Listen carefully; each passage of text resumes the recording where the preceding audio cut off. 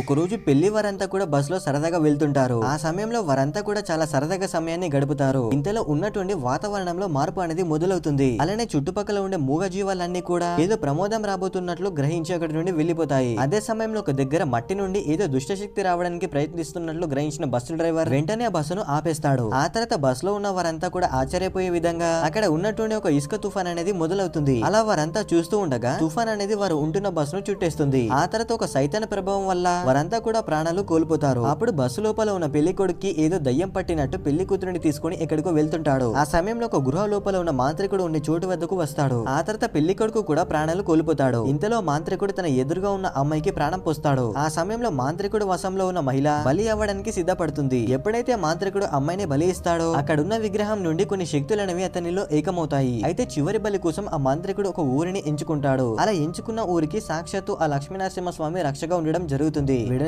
Like చేసి next part కోసం comment చేయండి ఫ్రెండ్స్.